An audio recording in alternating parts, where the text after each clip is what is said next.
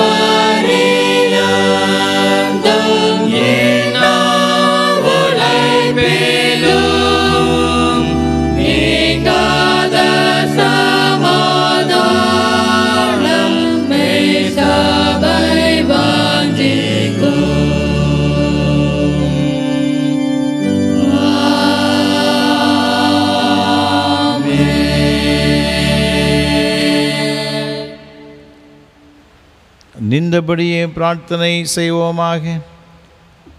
எல்லா இருதயங்களையும் எல்லா விருப்பங்களையும் எல்லா ரகசியம் அறிந்திருக்கிற சர்வதேவனே, நாங்கள் தேவரிடத்தில் பரிபூர்ணமாய் அன்பு கூறவும் ஒரு பரிசுத்த நாமத்தை உத்தமமாய் மயப்படுத்தவும் ஒரு பரிசுத்தாவின் ஏவுதலால் எங்கள் இருதயத்தின் சிந்தனைகளை சுத்தம் பண்ணியருள எங்கள் கர்த்தராகிய கிறிஸ்துவின் மூலமாய் வேண்டிக் கொள்கிறோம்.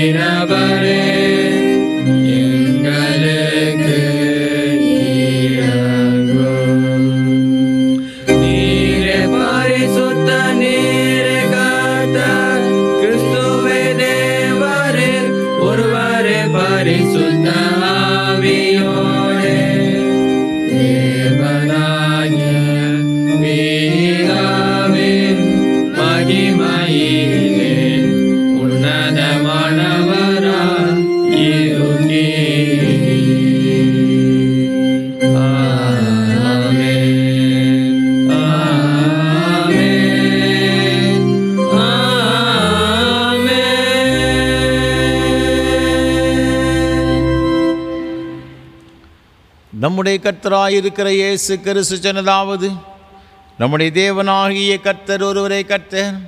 உன் தேவனாகிய கர்த்தரிடத்தில் உன் முழு இதயத்தோடும் முழு ஆத்மாவோடும் உன் முழு மனதோடும் உன் முழு பலத்தோடு அன்பு கூறுவாயாக என்பது பிரதான கற்பனை.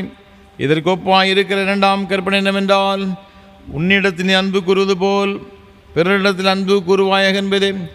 இவைகளின் பெரிய கற்பனை வேறொன்றுமில்லை. இவ்விரண்டு கற்பனைகளிலும் நியாயபரமான முழுமையும் தீர்க்க தரிசனங்களும் அடங்கியிருக்கிறது என்பதே.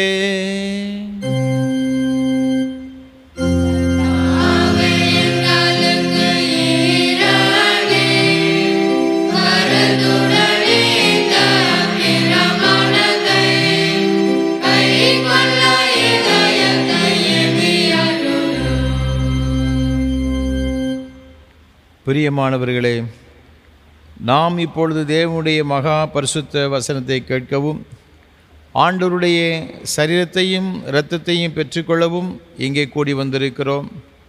உத்தம மனஸ்தாபத்தோடும் உண்மையான விசுவாசத்தோடும் அவரிடத்தில் கிட்டி சேருவதற்காக தேவனுடைய கிருபை தேடி முழங்கால் படியிட்டு மௌனமாக நம்மை நாமே சோதித்து அறிவோமாக. உங்கள் பாவங்கள் நிமித்தம் முழு இதயத்தோடு உண்மையாய் மனசாபப்பட்டு பிறரது அன்பும் சிநேகமாயிருந்து இனி தேவனுடைய கற்பனைகளை கைக்கொண்டு புதிதாக்கப்பட்டவர்களாக அவருடைய பரிசுத்த மார்க்கத்தில் நடப்போம் என்று தீர்மானித்த நீங்கள் நமது ஆண்டவர் இயேசு கிறிஸ்துவின் மூலமாக சர்வ வல்லமையுள்ள கடவுளோடு ஒப்புரவாகும்படி உங்கள் பாவங்களை மனத்தாழ்மையாய் அறிக்கையிடுங்கள். மனதுருக்கத்தின் ஆண்டவரே, மனதுருக்கத்தின் ஆண்டவரே, உமக்கு விரோதமாகவும் எங்கள் சகோதர சகோதரிகளுக்கு விரோதமாகவும் பாவம் செய்துள்ளோம் என்று அறிக்கையிடுகிறோம். கிறிஸ்துவின் நாமத்தை சொல்லியும் தீமையை விட்டு விலகவில்லை. இயேசு கிறிஸ்து காட்டிய நீதி வழியில் உண்மை நாங்கள் உண்மையாக பின்பற்றவில்லை. உம்முடைய விடுதலை அருள் பணியில் உலகில் மோடு நாங்கள் சேர்ந்து செயலாற்றவில்லை என்று அறிக்கையிடுகிறோம். கிருபை நிறைந்த ஆண்டவரே, உம்முடைய மிகுந்த இரக்கத்தினால் பாவமுடையங்களை சுத்திகரியும். உம்முடைய பரிசுத்த ஆவியினால் விடுதலை பெறவும் பொது ஜீவன் உள்ளவர்களாய் வாழவும் உம்மோடும் சக மனிதரோடும் சமாதானத்தோடு வாழவும் அருள் புரிந்தருளும். ஆமீன். இயேசு கிறிஸ்துவின் மூலமாக கடவுளுடன் உண்மையாய் மனந்திருவர் யாவருக்கும் அருளப்பட கிருபை நிறைந்த தேவசனத்தை கேளுங்கள். வருத்தப்பட்டு பாரம் சுமக்கிறவர்களே, நீங்கள் எல்லாரும் இடத்தில் வாருங்கள், நான் உங்களுக்கு இளைப்பாறுதல் தருவேன். தேவன் தம்முடைய ஒரே பேரான குமாரனை விசுவாசிக்கிறவன் எவனோ அவன் கெட்டு போகாமல் நித்திய ஜீவன் அடைம்படிக்கு அவரை தந்தரளி இவ்வளவாய் உலகத்தில் அன்பு கூர்ந்தார். பாவிகளை ரட்சிக்க கிறிஸ்து இயேசு உலகத்தில் வந்தார் என்கிற வார்த்தை உண்மையும் எல்லா அங்கீகரிப்புக்கும் பாத்திரமானது. நம்முடைய பரம பிதாவாகிய சர்வ வல்லமுள்ள கடவுள் உத்தம மனஸ்தாபத்தோடும் உண்மையான விசுவாசத்தோடும் தம்முடைய மனம் திரும்பி தங்கள் சகோதரர் சகோதரிகளின் குற்றங்களை மன்னிக்கிற யாவருக்கும் பாவம் மன்னிப்பு அருளி செய்வோம் என்று மிகுந்த இரக்கமாக வாக்குத்தத்தம் செய்திருக்கிறார். அவர் நம்முடைய கர்த்தராயிருக்கிற இயேசு கிறிஸ்து நிமித்தம் உங்களுக்கு இறங்கி உங்கள் பாவங்கள் எல்லாவற்றையும் மன்னித்து அவர்கள் விடுதலையாக்கி சகல நன்மையில் உறுதிப்படுத்தல் நிறுத்தி நித்திய ஜீவகரையில் சேர்ப்பாராக.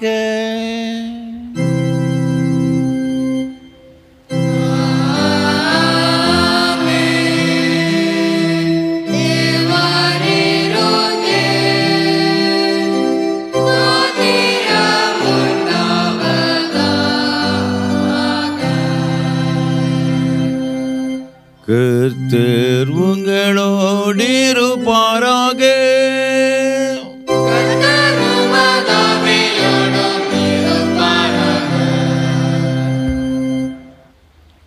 ஜெபம் பண்ண கடவோம். திருத்துவ திருநாளுக்கு பின்வரும் 6ஆம் ஞாயிற்றுக்குரிய சுருகு ஜெபம். கிருபை நிறைந்த ஆண்டவரே, முது சரீரமாகிய பரிசுத்த சபைக்காக எங்களுக்கு தந்த இது திருமண்டலத்திற்காக நன்றி செலுத்துகின்றோம். இம்மட்டும் எங்கள் திருமண்டலத்தை நீர் ஆசீர்வாதமாக நீர் பாதுகாத்து உம்முடைய சத்தியத்தினால் எங்களை போஷித்தீரே. உம்முடைய ஆவியினால் எங்களை வழிநடத்தி வரும் தயவுக்காக நன்றி செலுத்துகின்றோம். புதிய பல தரிசன திட்டங்களை தந்து எம்மை உமக்கு பிரியமான பிள்ளைகளாக நடத்துவீராக. எம்மை தேடி வந்த எல்லா அருள் தொண்டர்களுக்காகவும் அவர்களின் உன்னதமான உழைப்பு உயிர் தியாகங்களுக்காக உம்மை போற்றுகிறோம். அந்த பரிசுத்த வாங்கின தியாகத்தால் உழைப்பால் அர்ப்பணிப்பால் உயர்ந்திருக்கும் நாங்கள் எங்கள் மீட்பராகி இயேசு கிறிஸ்துவை தலைவராய் கொண்டு பரிசுத்த ஆவியானவரால் அனுதினமும் ஆளுகை செய்யப்பட்டு எம் விசுவாச பெற்றோர் காட்டிய பரிசுத்த தியாக வழியில் நடந்து உம்மை பிரியப்படுத்த கிருபை செய்ய வேண்டும் என்று ஆண்டவர் இயேசு கிறிஸ்துவின் மூலமாய் வேண்டிக் கொள்கிறோம்.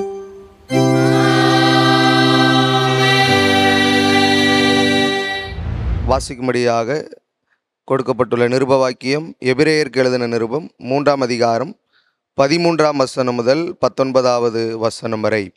எபிரேயர் 3ஆம் அதிகாரம் 13வது வசனம் முதல். உங்களில் ஒருவனாயிலும் பாவத்தின் வஞ்சனையினாலே கடினப்பட்டு போகாதபடிக்கு இன்று எண்ணப்படும் அளவும் நாடோறும் ஒருவருக்கொருவர் புத்தி சொல்லுங்கள். நாம் ஆரம்பத்திலே கொண்ட நம்பிக்கையை முடிவு பரியந்தம் உறுதியாய் பற்றி கொண்டிருப்போமாயில் கிறிஸ்துவினிடத்தில் பங்குள்ளவர்களாயிருப்போம். இன்று அவருடைய சத்தத்தை கேட்பீர்களாயில் கோபமூட்டுதலில் நடந்தது போல உங்கள் இருதயங்களை கடினப்படுத்தாதிருங்கள் என்று சொல்லியிருக்கிறதே. கேட்டவர்களில் கோபமூட்டினவர்கள் யார்? மோசையினால் எகிப்திலிருந்து புறப்பட்ட யாவரும் அப்படி செய்தார்கள் அல்லவா? மேலும் அவர் 40 வருஷமாய் யாரை ஆரோசித்தார்? பாவம் செய்தவர்களே அல்லவா? அவர்களுடைய சவங்கள் வனாந்தரத்தில் விழுந்து போயிற்றே. பின்னும் என்னுடைய இளைப்பாறுதலில் பிரவேசிப்பது இல்லை என்று அவர் யாரை குறித்து ஆணையிட்டார்? கீழ்ப்படியாதவர்களை குறித்தல்லவா? ஆதலால் அவிசுவாசத்தினாலே அவர்கள் அதில் பிரவேசிக்க கூடாமற் போனார்கள் என்று பார்க்கிறோம் என்பது. இது ஆண்டவரின் திருவார்த்தை.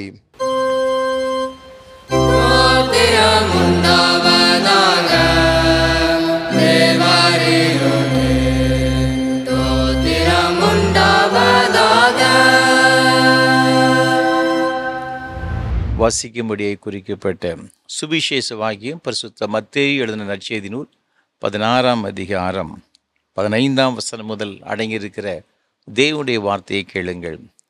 பரிசுத்த மத்தேயு எழுதின நற்செய்தி நூல் 16ஆம் அதிகாரம் 15ஆம் வசனம் முதல். அப்பொழுது இயேசு, நீங்கள் என்னை யார் என்று சொல்லுகிறீர்கள் என்று கேட்டார். சீமோன் பேதுரு பிரதியுத்தரமாக, நீர் ஜீவனுள்ள தேவனுடைய குமாரனாகிய கிறிஸ்து என்றான். இயேசு அவனை நோக்கி, யோனாவின் குமாரனாகிய சீமோனே, நீ பாக்கியவான். மாம்சமும் இரத்தமும் இதை உனக்கு வெளிப்படுத்தவில்லை, பரலோகத்தில் இருக்கிற என் பிதா இதை உனக்கு வெளிப்படுத்தினார். மேலும் நான் உனக்கு சொல்லுகிறேன், நீ பேதுருவாய் இருக்கிறாய். இந்த கல்லின் மேல் என் சபையை கட்டுவேன். பாதாளத்தின் வாசல்கள் அதை மேற்கொள்வதில்லை. பரலோக ராஜ்யத்தின் திறவுகோல்களை நான் உனக்கு தருவேன். பூலோகத்திலே நீ கட்டுகிறது எதுவோ அது பரலோகத்திலும் கட்டப்பட்டிருக்கும். பூலோகத்திலே நீ கட்டவிழ்ப்பது எதுவோ அது பரலோகத்திலும் கட்டவிழ்க்கப்பட்டிருக்கும் என்றார் என்பது. இது கிறிஸ்துவின் நற்செய்தி.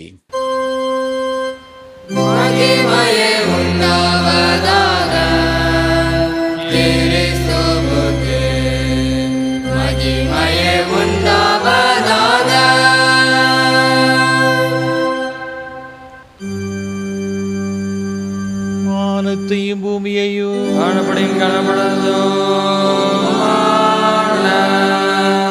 எல்லாவற்றையும் படைத்தவராய் இருக்கிற சர்வபிதாவாகிய ஒரே தேவனை விசுவாசிக்கிறேன். ஒரே கர்த்தருமாய் தேவனுடைய பிரதமருமாய் இருக்கிற இயேசு கிறிஸ்துவையும்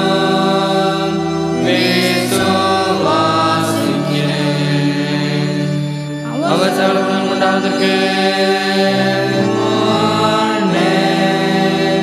தமது பிதாவினாலே ஜெனிப்பிக்கப்பட்டவர். தேவனுடைய தேவமானவர், ஜோதி ஜோதியானவர், மேதனி மேதேவன், உண்டாக்கப்பட்டவர், ஜெனிப்பிக்கப்பட்டவர். பிதாவுடைய நேசமுடையவர், சகலத்தையும் உண்டாக்கினவர், மனிதனவர், காரவும் நமக்கு உண்டாகும் பரமனுக்கு பிரஸ்தாவினை கண்டது மனுஷனானா நமக்காக சிலுவையாகிவிடு பாடுபட்டு அடக்கமண்ண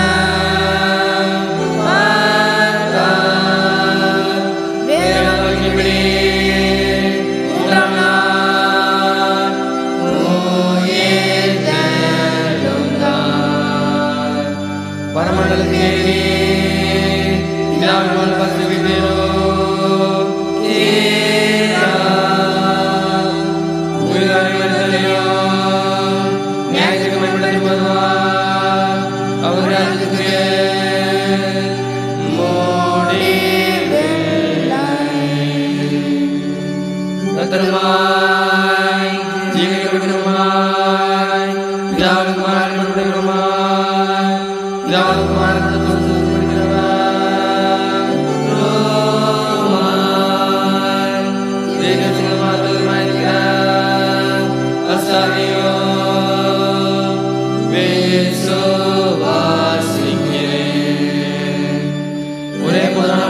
தஞ்சமே.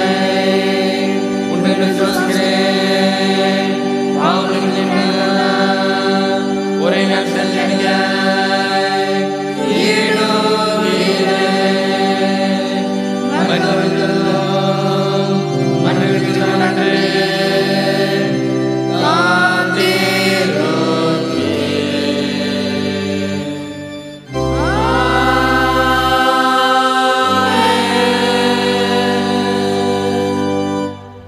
கர்த்தரும் இரட்சகருமான இயேசு கிறிஸ்துவின் ஈடு இணையற்ற நாமத்தினாலே திருநெல்வேலி திருமண்டலம் கல்லடிக்குறிச்சி சிஎஸ்ஐ கிறிஸ்து ஆலயத்தின் சார்பாக இந்த ஆராதனை வேளைக்கு உங்கள் எல்லாரையும் அன்போடு கூட வாழ்த்துகிறேன், வரவேற்கிறேன்.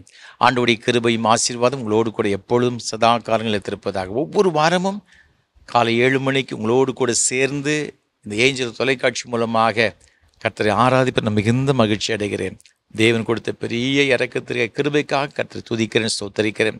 விசேஷமாக இந்த நல்ல வாய்ப்புகளை நமக்கு ஒவ்வொரு வாரமும் தந்து கொண்டு வருகிற நம்முடைய அன்பிற்கும் மரியாதைக்கும் ஒரு அருமையான ஐயா சாது சுந்தர் செல்வராஜ் ஐயா அவர்களுக்காக உள்ளத்தின் ஆழத்திலிருந்து கர்த்தரை துதிக்கிறேன், ஸ்தோத்தரிக்கிறேன். நம்ம எல்லாரும் ஆண்டவரை ஆராதிக்கணும். ஆலயத்துக்கு போக முடியாத அநேக வயதான பெற்றோர்கள் இருக்கின்றாங்க. ஆறுங்கள் இல்லாத இடத்தில் வாழ்ந்து கொண்டிருக்க அருமையான சகோதர சகோதரி இருக்கிறாங்க. எல்லாரும் கர்த்தரை ஆராதிக்க வேண்டும் என்ற ஒரு பெரிய வாஞ்சியோடு தரிசனத்தோடு கூட ஐயா நமக்கு ஏற்படுத்தி கொடுத்திருக்கிறாங்க. கர்த்தர் தாமே அருமையான சாது அவர்களையும் அவர் செய்து கொண்டு வருகிற ஊழியங்களையும் அபரிவிதமாய் ஆசீர்வதிப்பாராக. நம்முடைய தனி ஜெபங்களிலே ஐயா அவர்களுக்காக ஊழியங்களுக்காக ஜெபிப்போம். ஆசீர்வாதங்களை நாம் பெற்றுக்கொள்வோம். இந்த ஆராதனை வேளையை இதே நேரத்தில் காலை 7 மணிக்கு நாங்கள் யூடியூப் சேனலிலும் கூட ஆராதனை வேளை சிஎஸ்ஐ திருநெல்வேலி டயசிஸ் என்ற யூடியூப் சேனலிலும் நாங்கள் ஒளிபரப்பு செய்கிறோம். சப்ஸ்கிரைப் பண்ணுங்கள், மற்றவர்களுக்கு அறிமுகப்படுத்துங்கள். ஆண்டவருடைய ஆசீர்வாதங்களை பெற்றுக்கொள்ளும்படியாக உங்களை மிகுந்த அன்போடு கூட நான் கேட்டுக்கொள்கின்றேன். இந்த ஆராதனை வேளையை மிகுந்த ஜெபத்தோடும் அதிக பிரயாசத்தோடும் ஒவ்வொரு நாளும் நாங்கள் உங்களுக்கு வழங்கி கொண்டு வருகிறோம். உங்களுடைய ஜெபங்கள் அதிகமாக எங்களுக்கு தேவை.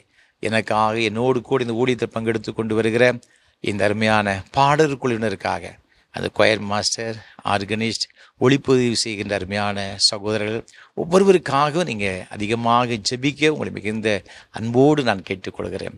இந்த ஆராதனை வேளை ஒளிப்பதிவு செய்வதற்கு ஏராளமான தேவைகள் உண்டு. கர்த்தர் உங்கள் உள்ளத்தை எவ்வாறு சொன்னால் நீங்கள் எங்களை தொடர்பு கொள்ளலாம், நீங்கள் தாங்க முன் வரலாம். நிச்சயமாக அதனுடைய ஆசீர்வாதங்களை பெற்றுக்கொள்வீர்கள் என்று சந்தேகம் கிடையாது.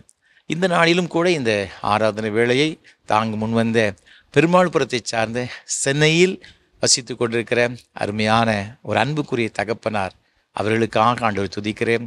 இந்த நாட்களில் தன்னுடைய 80வது பிறந்த நாளை தேவன் அவர்கள் காணும்படியாக கிருபை செய்திருக்கிறார். கடந்த நாட்டு எத்தனையோ பலவீனங்களுக்கு மத்தியிலும் கர்த்தர் அவர்களை ஆசீர்வதித்து வந்தார். ஒரு பொருத்தனையோடு கூட இந்த ஊழியத்தை தாங்க முன் வந்திருக்கின்றார்கள். தவறாமல் இந்த ஆராதனை வேளையில் பங்கெடுத்து ஆண்டவருடைய ஆசீர்வாதத்தை பெற்றுக்கொள்கிற அருமையான ஒரு குடும்பத்தினர், அருமையான தகப்பனார் ஐயா அவர்களுக்காக, அம்மா அவர்களுக்காக ஆண்டவரை துதிக்கிறேன். கர்த்தர் நல்ல சுகத்தையும் பலத்தையும் நீடித்த சுகவாழ்வையும் கர்த்தர் கொடுத்து வழிநடத்துவாராக. ஆண்டவர் தாமே இந்த பிள்ளைகளுக்கு எல்லாம் பலனையும் சம்பூர்ணமான ஆயுசையும் கொடுத்து வழிநடத்துவாராக. நீ உன் பிள்ளைகளையும் இஸ்ரவேலுக்கு உண்டான சமாதானத்தை காண்பாய் என்று சொல்ல வார்த்தையின்படி சந்ததிகளாம் கண்டு ஆண்டவருக்கு நன்றி செலுத்தும் பாக்கியத்தை கொடுத்து நடத்துவாராக. தேவனுக்கு கொடுத்த மூத்த மகளுக்காக, மருமகனுக்காக, தேவனுக்கு கொடுத்த 2 பிள்ளைகளுக்காக கர்த்தரை துதிக்கிறேன். அமெரிக்க ஐக்கிய தேசத்தில் அவர்கள் கர்த்தருக்கு சாட்சியாக வாழ்ந்து கொண்டிருக்கிறாங்க. கர்த்தர் தான் அவருடைய அருமையான குடும்பத்தை ஆசீர்வதிப்பாராக. அதே போல் சென்னையில் இருக்கின்ற அருமையான மகள், 2வது மகளுக்காக, அவருடைய கணவர், அவர் கொடுத்த அருமையான அன்பு மகனுக்காக ஆண்டவர் துதிக்கிறேன். கர்த்தர் இந்த அருமையான குடும்பத்தையும் ஆண்டவர் வேலையெடுத்து பாதுகாத்து ஆசீர்வதிப்பாராக. எல்லா விதம் நன்மையினாலும் கிருபையினாலும் இந்த குடும்பத்தை நிறைத்து கர்த்தர் வழிநடத்துவாராக. தேவ கிருபை உங்கள் அனைவரோடு கூட எப்போது நிலைத்திருப்பதாக. ஆமென். இந்த நாளிலும் கர்த்தர் நம்மோடு கூட பேசும்படியாக நாம் 1 நிமிடம் தலை வணங்கி ஜெபம் செய்வோம். நேசிக்கிற நல்ல ஆண்டவரே, இந்த நல்ல வேலைக்காக உமக்கு ஸ்தோத்திரம். இப்பொழுது உம்முடைய திருவார்த்தைகளை கேட்க வந்திருக்கிறோம். எங்கள் ஒவ்வொருவரோடு கூட பேசும். இன்றைக்கு நாங்கள் கற்றுக்கொள்ளுகிற வேத வசனங்கள் எங்கள் ஒவ்வொருவருக்கும் ஆசீர்வாதமாக பிரயோஜனமாக இருக்க கிருபை தாரும். நீரே எங்கள் மத்தியில் இடைபடுவீராக. மீட்பர் இயேசு கிறிஸ்துவின் பரிசுத்த நாமத்தை ஜெபிக்கிறோம் தூய பிதாவே, ஆமென். கர்த்தரும் இரட்சகருமான இயேசு கிறிஸ்துவின் ஈடு இணையற்ற நாமத்தினால் உங்கள் எல்லாரையும் அன்போடு கூட வாழ்த்துகிறேன். ஆண்டவருடைய கிருபையும் ஆசீர்வாதமும் உங்களோடு கூட எப்பொழுதும் நிலைத்திருப்பதாக. இந்த நாளிலும் கூட நாம் சிந்திக்கும்படியாக நமக்கு கொடுக்கப்பட்டிருக்கின்ற தியான பொருள் திருச்சபை, த சர்ச். திருச்சபை என்ற ஒரு தலைப்பின் கீழ் உங்களோடு கூட வேத வசனத்தின் மூலமாக சில வார்த்தைகளை பகிர்ந்து கொள்ள விரும்புகின்றேன். பழைய ஏற்பாட்டிலே இந்த திருச்சபையை எவ்வாறு அழைக்கிறார் என்று சொன்னால், எபிரேய பதத்திலே கஹால் என்று சொல்லுகின்றார்கள். அதாவது டு கால், அழைக்கிறது, அதைக்கு சொல்லப்பட்டிருக்கு. கர்த்தருடைய ஜனங்கள், யெகோவாவை வழிபடுகிற ஜனங்கள் எல்லாரும் ஒரு குறிப்பிட்ட இடத்துல அவர்கள் கூடி வரும்படியாக, அழைக்கப்படும்படியாக ஒரு பெருந்திரள் கூடுகிறது தான் சபை என்று பழைய ஏற்பாட்டில் சொல்லப்பட்டிருக்கிறது. புதிய ஏற்பாட்டில் நீங்கள் வரும்பொழுது இந்த திருச்சபைக்கு எக்லிஷியா அப்படின்ட்டு கிரேக்கு பதத்தில் சொல்லுவாங்க. டு கால் அவுட் அப்படி சொல்லுவாங்க. அதாவது எல்லா கர்த்தரால் தெரிந்து கொள்ளப்பட்டவர்கள், பிரித்தெடுக்கப்பட்டவர்கள் எல்லாரும் ஒன்று சேருகின்ற ஒரு கூட்டம் அவர்கள்தான் இந்த திருச்சபை என்று சொல்லப்பட்டிருக்கிறது. நீங்கள் வேதத்தில் நீங்கள் வாசித்து பார்க்கும் பொழுது இந்த திருச்சபை என்று சொன்னால் நம்ம பார்க்கும் பொழுது அது கிறிஸ்துவின் சரீரம் என்று எழுதப்பட்டிருக்கிறது. நாம் எபேசியர்கள் நிருபம் 1 அதிகாரம் 23 கொலோசியர் 1:18 ஆகிய வசனங்கள் வாசித்து பார்க்கும் பொழுது இந்த சபையானது கிறிஸ்துவின் சரீரத்திற்கு ஒப்பாக சொல்லப்பட்டிருக்கின்றது. இந்த சபை கிறிஸ்துவின் சரீரத்துக்கு ஒப்பாக சொல்லப்பட்டிருக்கிறபடியினால் இந்த சபைக்கு தலைவர் யாருன்னு பார்த்தீங்கன்னா கிறிஸ்து. நீங்களும் நானும் இந்த ஆண்டவருடைய சரீரத்திலே அவயவமாக இருக்கிறோம். இந்த சபையிலே நம்ம எல்லாரும் ஆண்டவருடைய சரீரமாகிய சபையிலே நம்ம எல்லாரும் அவயவங்களாக இருக்கும்படியான ஒரு கிருபைகளை ஆண்டவர் நமக்கு கொடுத்திருக்கின்றார். எவ்வளவு பெரிய ஒரு பாக்கியத்தை ஆண்டவர் தருகிறார். இந்த சபையானது ஆண்டவருடைய சரீரம் என்று அழைக்கப்பட்டிருக்கிறது.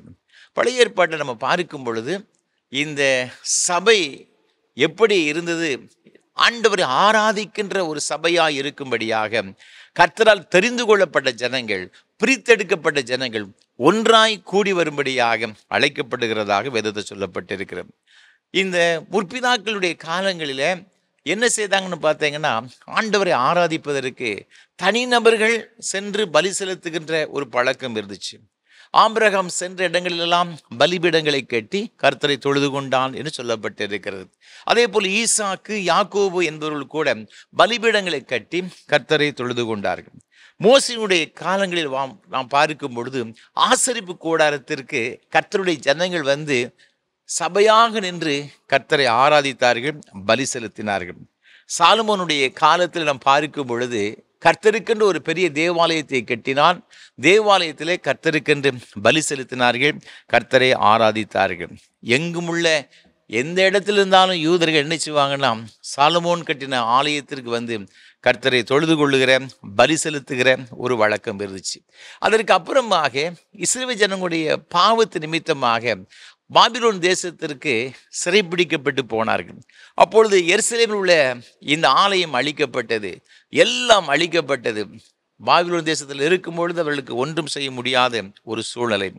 அப்பொழுதுதான் இந்த சினகாக், ஜெப ஆலயங்கள் நினைச்சதுன்னா தோன்ற ஆரம்பித்ததாக இங்கு வேத வரலாற்று அறிஞர்கள் சொல்லுகின்றார்கள். பின்பு செருபாபிலுடைய காலத்தில் மீண்டும் இங்கு எருசலேமுக்கு வந்து ஆலயத்தை கட்டுகிறதாக இங்கு சொல்லப்பட்டிருக்கிறது. மீண்டும் பலி செலுத்துகிற வழக்கங்கள் எருசலேம் ஆலயத்தில் நடைபெற ஆரம்பிக்கிறது. கர்த்தருடைய ஜனங்கள் ஆராதிக்க ஆரம்பித்து விடுகிறார்கள். புதிய ஏற்பாட்டு காலத்தில் வரும்பொழுது இங்கு நாம் அப்போஸ்தலர் நடவடிக்கைகளின் புஸ்தகம் 11 அதிகாரம் 7 முதல் 10 வரை வசனங்களை வாசித்து பார்க்கும் பொழுது பேதுரு மூலமாக ஆண்டவர் சொல்லுகிற ஒரு பெரிய சத்தியம் என்ன அப்படின்னு பார்த்தீங்கன்னா, ரட்சிப்பு வந்து எல்லாருக்கும் பொதுவானது. அதைத்தான் ஆண்டவராக இருக்கிற இயேசு கிறிஸ்து சமாரிய ஸ்திரீகள் சொல்வார், எங்கும் பிதாவை தொழுது கொள்ளும் காலம் வருகிற சொல்லி. அப்போ அந்த புதிய ஏற்பாட்டு காலத்தில் இந்த அப்போஸ்தலர்கள், சீசர்கள் எல்லா இடங்களில் போய் சுவிசேஷத்தை பிரசங்கித்து ஆத்துமாக்களை ஆதாயம் பண்ணினார்கள். சபைகள் தோன்ற ஆரம்பித்தது. எல்லா இடங்களிலும் கர்த்தருடைய ஜனங்கள் என்ன செய்தாங்கன்னா ஆராதிக்க ஆரம்பித்தார்கள் என்று சொல்லப்பட்டிருக்கிறது. இன்றைக்கு நீங்களும் நானும் ஆண்டவரை ஆராதிக்கும்படியாக ஆண்டவர் நமக்கு அருமையான திருச்சபையை என்ன செய்திருக்கிறான்னு கொடுத்திருக்கிறார். இது திருச்சபை, ஆண்டவருடைய சரீரம் என்று பார்த்தோம். அந்த சரீரமான சபையிலே நம்ம எல்லாரும் கர்த்தரை ஆராதிக்கும்படி ஒரு பெரிய கிருபைகளை தேவன் தந்திருக்கிறார். அப்படி என்றால் இந்த சரீரமான திருச்சபை எப்படிப்பட்டதாய் இருக்க வேண்டும் என்று தேவன் விரும்புகிறார் என்பது குறித்து இன்றைக்கு ஒரு சில காரியங்களை உங்களோடு கூட பகிர்ந்து கொள்ள விரும்புகின்றேன். இந்த சரீரமான திருச்சபை எப்படிப்பட்டதாய் இருக்க வேண்டும், அதிலே உறுப்பினராக கிறிஸ்துவின் சரீரமாக சபையிலே அவயவங்களை இருக்கிற நீங்களும் நானும் எப்படிப்பட்டவர்களாய் இருக்க வேண்டும் என்று தேவன் விரும்புகிறார் என்பதை குறித்து ஒரு சில காரியங்களை உங்களோடு கூட நான் இன்றைக்கு வேத வசனத்தின் மூலமாக சொல்ல விரும்புகிறேன். இந்த வேதத்தில் வாசித்து பார்க்கும் பொழுது ஆண்டவர் விரும்புகின்ற ஒரு சபை எப்படிப்பட்ட ஒரு சபையாக இருக்க வேண்டும் என்று சொன்னார். பரிசுத்தம் உள்ள ஒரு சபையாக இருக்க வேண்டும். காரணம், ஆண்டவராக இருக்கிற இயேசு கிறிஸ்து சபைக்கு தலைவராக இருக்கிறார். அவர் சொன்னார், நான் பரிசுத்தர், ஆகையால் நீங்களும் பரிசுத்தராய் இருங்கள். இந்த இஸ்ரவேல் ஜனங்களை ஆண்டவர் எகிப்து தேசத்திலிருந்து பாலும் தேனும் ஓடுகிற கானான் தேசத்திற்கு அழைத்து கொண்டு வந்தார். எகிப்தினுடைய இந்த அடிமைத்தன வாழ்விலிருந்து ஜனங்களை ஒரு புதிய ஒரு விடுதலை பயணத்தை கொடுத்து கானான் தேசத்துக்கு அழைத்து கொண்டு வருகிறார். மோசே பார்வோனிடம் போய் சொல்லும் பொழுது, எபிரேயருடைய தேவனை கர்த்தர் எங்களை சந்தித்தார், நாங்கள் வனாந்திரத்தில் போய் கர்த்தருக்கு பலி செலுத்த வேண்டும், கர்த்தருக்கு ஆராதனை செய்ய வேண்டும், இல்லாவிட்டால் கொள்ளை நோய்களுக்கு வரும் என்று அவன் பார்வோனிடம் போய் சொல்லுகிறதாக பார்க்கின்றோம். அப்போ எதற்காக இந்த விடுதலை ஆண்டவர் நமக்கு தருகிறார்? நாங்கள் எல்லாரும் கர்த்தரை ஆராதிக்க வேண்டும், கர்த்தரை தொழுது கொள்ள வேண்டும். இந்த ஜனங்கள் அவ்வாறு அழைக்கப்பட்டார்கள். நீங்கள் யாத்திரையாகும் புஸ்தகம் 20ஆம் அதிகாரத்தை வாசித்து பார்க்கும் பொழுது ஆண்டவராய் கர்த்தர் இந்த இஸ்ரவேல் சபைக்கு, இஸ்ரவேல் ஜனங்கள் அது ஒரு சபையாய் கருதப்படுகிறது, அவர்களுக்கு 10 கட்டளைகளை கொடுக்கிறார். முதல் கட்டளை என்ன தெரியுமா? என்னையன்றி உனக்கு வேறு தேவர் உண்டாயிருக்க வேண்டாம், நான் ஒருவர் தான் கர்த்தர், என்னை மாத்திரம்தான் நீங்க ஆராதிக்க வேண்டும். நீங்க 32ஆம் அதிகாரத்துக்கு வரும்பொழுது இந்த மோசே நியாயப்பிரமாணத்தை பெற்றுக்கொள்ளும்படியாக, கட்டளைகளை பெற்றுக்கொள்ளும்படியாக சீனாய் மலையிலே ஏறி சென்றான். வருவதற்கு நாட்கள் ஆகிவிட்டது. தேவ சமூகத்திலே புசியாமலும் குடியாமலும் இரவு பகலாக 40 நாள் உபவாசம் பண்ணி கொண்டிருக்கின்றான். இந்த இஸ்ரவேல் ஜனங்கள் எல்லாரும் ஆர்வத்தில் வருகிறார்கள். 32ஆம் அதிகாரம் முழுவதுமாய் வாசித்து பார்க்கும் பொழுது இதை குறித்து மிக அழகாக சொல்லப்பட்டிருக்கிறது. அவர்கள் ஆரோனிடத்தில் கூட்டங்கூடி, 32ஆம் அதிகாரம் 1ஆம் வசனம், அவனை நோக்கி, எகிப்து தேசத்திலிருந்து எங்களை அழைத்து கொண்டு வந்த அந்த மோசேக்கு என்ன சம்பவித்ததோ அறியோம், ஆதலால் நீர் எழுந்து எங்களுக்கு முன் செல்லும் தெய்வங்களை எங்களுக்காக உண்டு பண்ணும் என்றார்கள். இந்த இஸ்ரவேல் மக்கள் சொல்லுகின்றாங்க, எங்களுக்கு முன் செல்லுகின்ற தெய்வங்களை எங்களுக்கு உருவாக்க வேண்டும், உண்டாக்க வேண்டும். முதல் கட்டளைகளை அவர் மீறினார்கள். அப்படி விளைவு என்ன தெரியுமா? கன்றுக்குட்டிகளை உருவாக்கினார்கள். அதை உருவாக்கி அதற்கு பண்டிகை கொண்டாட, பலி செலுத்த, விருந்து கொண்டாட ஆரம்பித்தார்கள் என்பதாக இங்கு வேதத்தில் சொல்லப்பட்டிருக்கின்றது. ஒரு பலிபீடத்தை கட்டி மிக சிறப்பாக, இதுதான் கர்த்தருக்கு பண்டிகை சொல்லி ஆண்டவர், இதுதான் ஆண்டவருக்கு உண்டான பண்டிகை சொல்லி அவர்கள் பலி செலுத்த ஆரம்பித்து விட்டார்கள். எந்த ஒரு சொரூபத்தை கூட உருவாக்கக்கூடாது என்று சொன்ன ஆண்டவர் அவருடைய கட்டளைக்கு எதிராக செயல்பட ஆரம்பித்தார்கள். 7ஆம் வசனத்தை வாசித்து பார்க்கும் பொழுது ஆண்டவர் மோசேயை பார்த்து சொல்லுகின்றார், நீ இறங்கி போ, எகிப்து தேசத்திலிருந்து நீ நடத்தி கொண்டு வந்த உன் ஜனங்கள் தங்களை கெடுத்து கொண்டார்கள். இந்த ஜனங்கள் பரிசுத்தமாகும்படியாக, பரிசுத்தமுள்ள தெய்வத்தை ஆராதிக்கும்படியாக அழைக்கப்பட்ட இந்த ஜனங்கள், வேறு பிரிக்கப்பட்ட ஜனங்கள், பிரித்தெடுக்கப்பட்ட ஜனங்கள் தங்களை கெடுத்து கொண்டார்கள் என்று வசனம் சொல்லுகிறது. இஸ்ரவேல் சபையானது கர்த்தரை விட்டு விலகி சோரம் போன ஒரு நிலைமை. ஆண்டவர் சொன்னார், இந்த ஜனங்கள் தங்களை கெடுத்து கொண்டார்கள், நான் இவரை அழிக்கப் போகிறேன். தேவ சமூகத்தில் கதறினான். பரிசுத்தத்தை இழந்து போன ஒரு சபையாய் காணப்பட்டது. அவருடைய விளைவு என்னன்னு பார்த்தீங்கன்னா 28ஆம் வசனத்தை வாசித்து பார்க்கும்போது, அன்றைய தினம் ஒரு பெரிய ஒரு சங்காரம், 3000 பேர் அங்கு மரிக்கிறதாக வேதத்தில் சொல்லப்பட்டு இருக்கின்றது. சபை எப்பொழுது பரிசுத்தத்தை இழந்து போகிறதோ மாபெரும் அழிவு அந்த சபைக்கினராக வருகிறதாக வேதம் சொல்லுகின்றது. நீங்கள் 1 சாமுவேல் புஸ்தகத்தில் நான் வாசித்து பார்க்கும் பொழுது 2ஆம் அதிகாரத்தில் 12ஆம் வசனம் சொல்லுகிறது, ஏலியின் குமாரர் பேலியாடின் மக்களாயிருந்தார்கள், அவர்கள் கர்த்தரை அறியவில்லை. நீங்கள் தொடர்ந்து வாசித்து பார்க்கும் பொழுது இந்த ஜனங்கள், இந்த ஏலியின் பிள்ளைகள் தவறான காரியங்களை செய்கிறார்கள். பலி செலுத்தப்படும்படி வருகின்ற அந்த மிருகத்தினுடைய இறைச்சியை அது வேக வைக்கிறதுக்குள்ளாக பலி செலுத்துற உண்மையாக வலுக்கட்டாயமாக அதை எடுத்துக்கொள்கிற ஒரு பயங்கரமான ஒரு நிலைமை, கர்த்தரின் காணிக்கையை அருவருப்பாக எண்ணுகின்ற ஒரு சூழலை அங்கு உருவாக்கி விட்டார்கள். அது மாத்திரமல்ல, 22ஆம் வசனம் சொல்லுகிறது, ஏலி மிகுந்த கிழவனாயிருந்தான். அவன் தன் குமாரர் இஸ்ரவேலருக்கெல்லாம் செய்கிற எல்லாவற்றையும் அவர்கள் ஆசரிப்பு கூடாரத்தின் வாசலில் கூட்டம் கூடுகிற ஸ்திரீகளோடு சயனிக்கிறதையும் கேள்விப்பட்டு என்று வேதத்தில் சொல்லப்பட்டிருக்கு. பயங்கரமான வச்சாரம், வேசித்தனம் போன்ற பாவங்களை செய்ய ஆரம்பித்தார்கள். நீங்கள் தொடர்ந்து இந்த அதிகாரம் முழுவதுமாக நீங்கள் வாசித்து பார்க்கும் பொழுது ஒரு பெரிய சாபம் வருகிறது. ஏலியுடைய குடும்பத்தில் இது யார் என்ன செய்ய மாட்டாங்கன்னா, வயதானவர் இருக்க மாட்டாங்க, இள வயதில் மரித்து போவாங்க. ஆசாரியை ஊழியம் செய்யும்படியாக இந்த குடும்பத்தை விட்டு நான் நினைச்சு விட்டேன், நினைச்சு விலக்கி விட்டேன் என்பதாக ஆண்டவர் சொல்லுகிறார். அவர்கள் தள்ளப்படுகின்ற ஒரு சூழலை. அன்பான ஆண்டவருடைய பிள்ளைகளே, எப்பொழுது சபை பரிசுத்தத்தை இழந்து போகிறதோ அப்பொழுது சபையில் என்ன வருகிறது சொன்னால் பயங்கரமான அழிவுகள் அதற்கு நேராக வர ஆரம்பித்து விடுகிறது. ஏனென்றால் இது திருச்சபைக்கு தலைவர் கிறிஸ்து, அவர் பரிசுத்தர். அவருடைய அவயங்களாக இருக்கிற நீங்களும் நானும் பரிசுத்தமுடையவர்களாக இருக்க வேண்டும் தேவன் எதிர்பார்க்கிறார். எப்பொழுது இந்த சபையானது, சபையினுடைய மக்கள் தேவனுக்கு எதிராக பாவம் செய்ய ஆரம்பிக்கின்றார்களோ அப்பொழுது பயங்கரமான அழிவுகள், அதாவது சொல்லப்போனால் விரும்பத்தகாத அநேக காரியங்கள் நம்ம தனிப்பட்ட வாழ்க்கையில், குடும்ப வாழ்வில் ஏற்பட ஆரம்பித்து விடுகிறது. கர்த்தருக்கு பரிசுத்தமாய் வாழும்படியாக தெரிந்து கொள்ளப்பட்ட ஜனங்கள். நீங்கள் யோசுவின் புஸ்தகத்தில் வாசித்து பார்க்கும் பொழுது 3ஆம் அதிகாரத்தில் ஆண்டவர் சொல்லுகின்றார், யோசுவை பார்த்து இந்த இஸ்ரவேல் ஜனங்களுக்கு என்ன செய்ய வேண்டும் என்று சொன்னார். 5ஆம் வசனம் சொல்லுகிறது, யோசுவா ஜனங்களை நோக்கி, உங்களை பரிசுத்தம் பண்ணி கொள்ளுங்கள், நாளைக்கு கர்த்தர் உங்கள் நடுவிலே அற்புதங்களை செய்வார் என்றார். இந்த ஜனங்கள், இஸ்ரவேல் மக்கள், ஆண்டவருடைய சபை என்று அழைக்கப்பட்டது ஜனங்கள், கர்த்தரை ஆராதிக்கும்படி தெரிந்து கொள்ளப்பட்ட ஜனங்கள் இப்பொழுது கானான் தேசத்திற்கு அருகாமையில் வந்து விட்டார்கள். யோர்தான் நதியை கடக்கணும், அவ்வளவுதான்.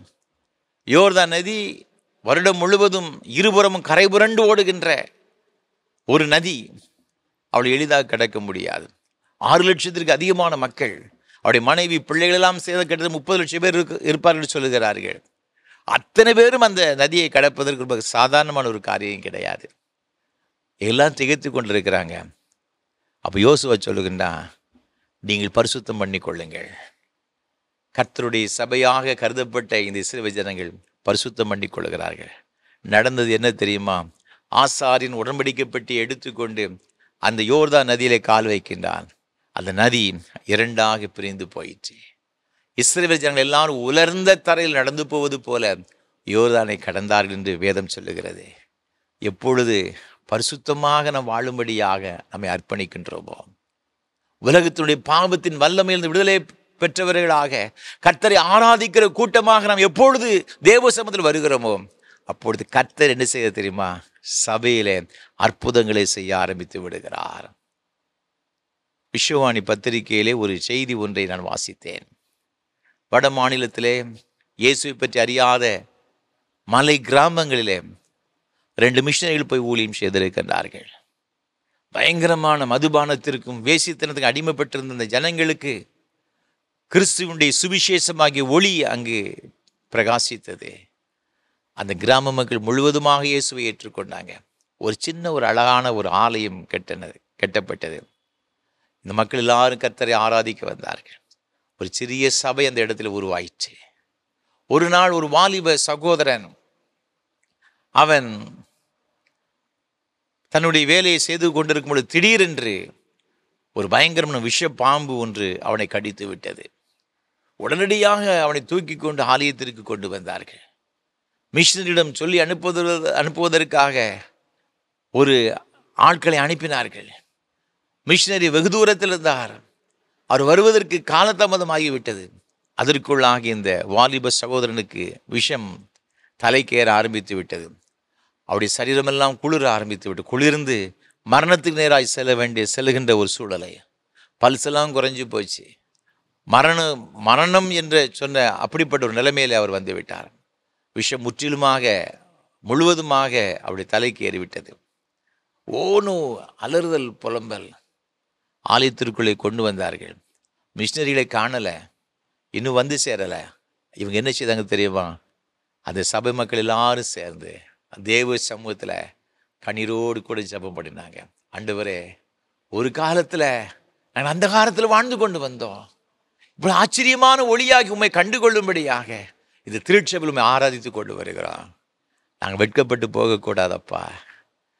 இது அருமையான வாலிப சகோதரனுக்கு ஒரு அற்புதம் செய்யும். எல்லாரும் கண்ணீரோடு கூட ஜெபம் பண்ணினாங்க. வெகு நேரம் ஜெபம் பண்ணாங்க. ஜெபம் பண்ணி முடித்து கண்களை திறந்த பொழுது அந்த வாலிப சகோதரன் எழுந்து உட்கார்ந்தான். இந்த பத்திரிகையில் இந்த செய்தியை பார்த்து ரொம்ப ஆச்சரியப்படைந்தேன். வேத வசனம் சொல்லுகிறது, உங்களை பரிசுத்தம் பண்ணிக் கொள்ளுங்கள், நாளைக்கு கர்த்தர் நடுவில் அற்புதம் செய்வார். சபை அற்புதங்களை பெற்றுக்கொள்ளுகிற இடம் எப்போ தெரியுமா?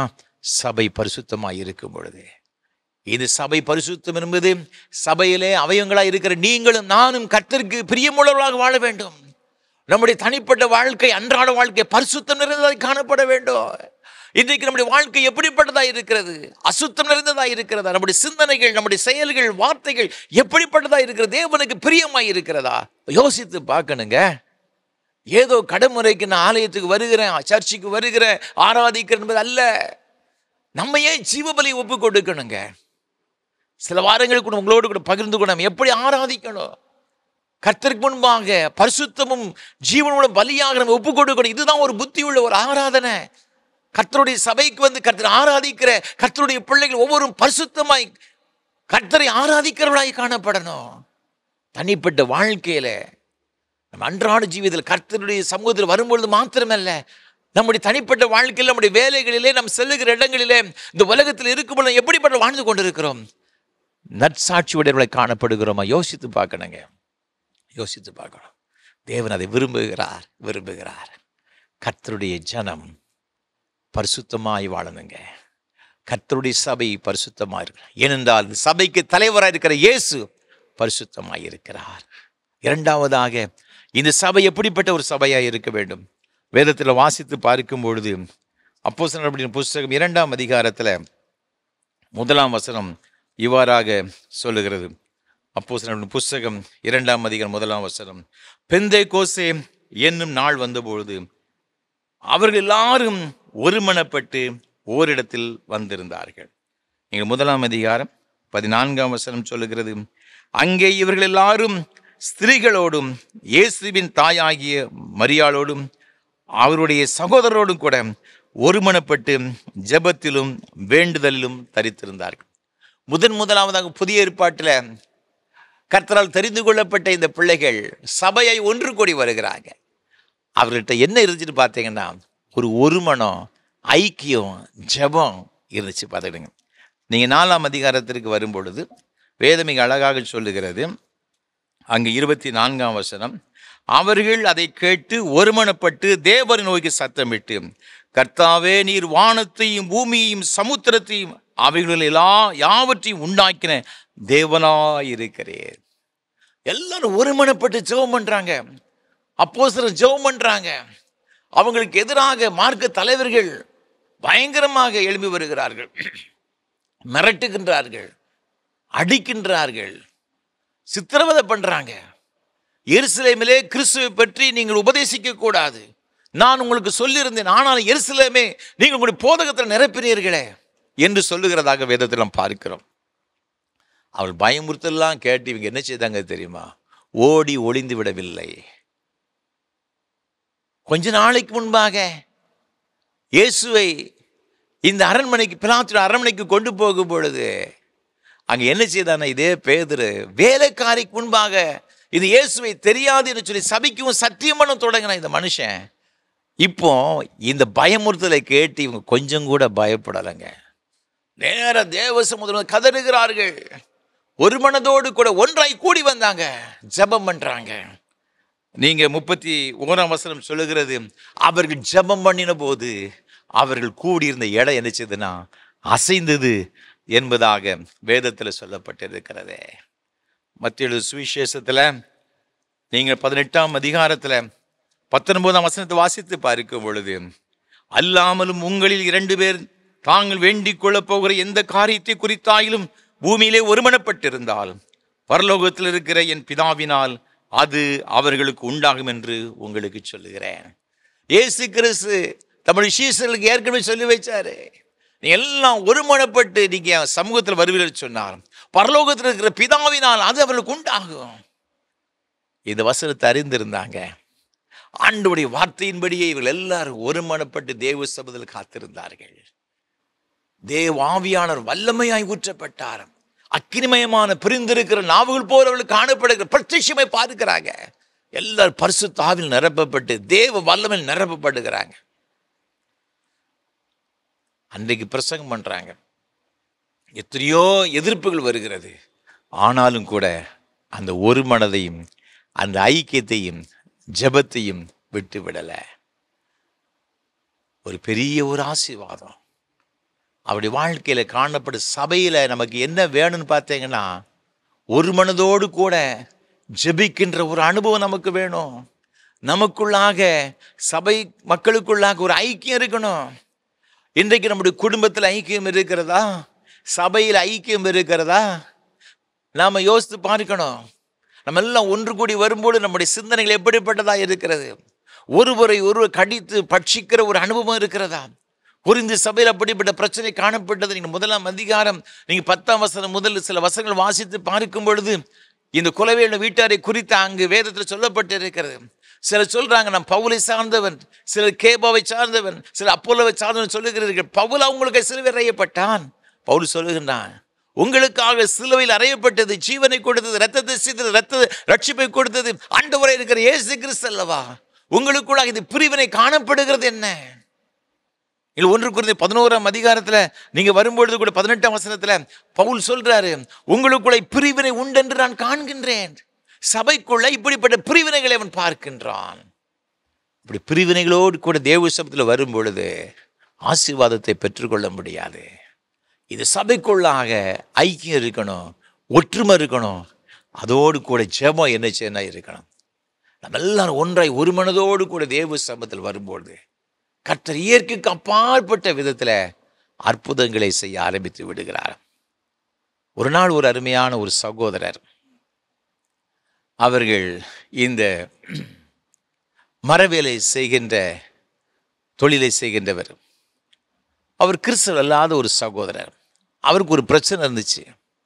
என்ன பிரச்சனைனா, இரவில் அவர் படுத்தா அவரால் படுக்கவே முடியாது.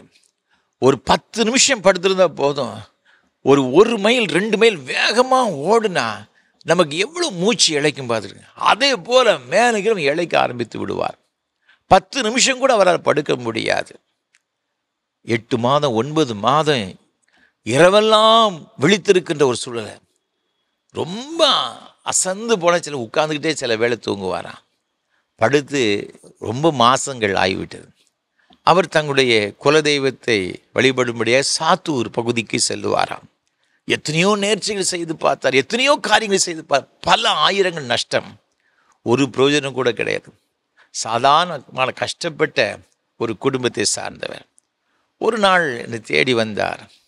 அவர் சொல்றார், ஐயா எனக்கு இப்படி ஒரு பிரச்சனை இருக்கிறது. நான் எவ்வளவோ முயற்சி பண்ணி பார்த்துட்டேன், பிரயாசப்பட்டேன். எனக்கு ஒன்று கூட எனக்கு விடுதலை கிடையாது. எத்தனையோ காரியம் செய்து விட்டேன். தயவு செய்து எனக்கு ஏதாவது ஒரு காரியத்தை உங்களால் செய்ய முடியுமா அப்படின்ட்டு என்கிட்ட கேட்டார். நான் சொன்னேன், நான் ஒன்றும் மெக்கானிக்லாம் கிடையாது உங்களை சரி செய்வதற்கு.